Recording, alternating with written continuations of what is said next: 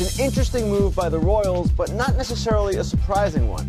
Remember, after they lost Kendrys Morales to the Blue Jays in free agency, they needed a DH type. Brandon Moss certainly fits that bill. Moss can play first base, can play right field. It's going to be interesting to see how they juggle their roster, but essentially, Brandon Moss is the replacement for Kendrys Morales.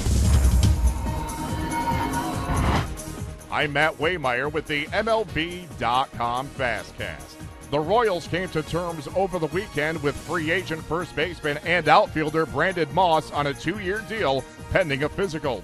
The well-traveled 10-year veteran will join his 7th big league franchise after spending the last 2 seasons with the Indians and the Cardinals.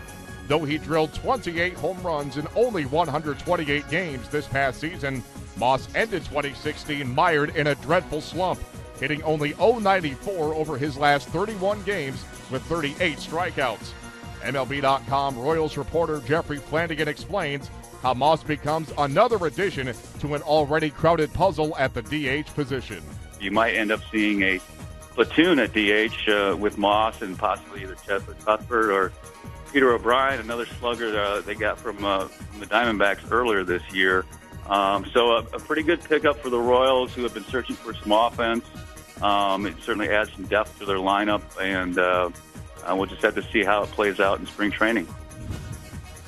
Also over the weekend, MLBpipeline.com revealed its annual list of the top 100 prospects in baseball, which featured a Red Sox prospect in the #1 position for the 2nd straight year. Outfielder Andrew Benintendi claimed the honor for 2017, dethroning infielder Yoan Moncada, who is now ranked #2, following an offseason trade to the White Sox in the deal which sent Chris Sale to Boston. The Yankees and Braves each have a Major League high 7 players in the top 100, but the Yankees' overall farm system ranks #1 in the game, followed by the White Sox at #2 and the Braves at #3. For a complete breakdown of the top 100 prospects in baseball, visit MLB.com and MLBpipeline.com. Team USA has received another reinforcement for the upcoming World Baseball Classic, as A's right-hander Sonny Gray has committed to play in the tournament. This will not be the first time that the right-hander has represented his country on the diamond, as Gray previously pitched for the collegiate national team in 2009 and 2010 while attending Vanderbilt. The 4-year veteran owns a 3.42 ERA and finished 3rd in American League Cy Young voting in 2015. And finally, Commissioner of Baseball Rob Manfred ruled on Monday that the St. Louis Cardinals must sacrifice their top 2 picks in the 2017 amateur draft, along with $2 million to the Houston Astros, as compensation for an illegal breach of the Astros baseball operations database by former Cardinals employee Chris Correa.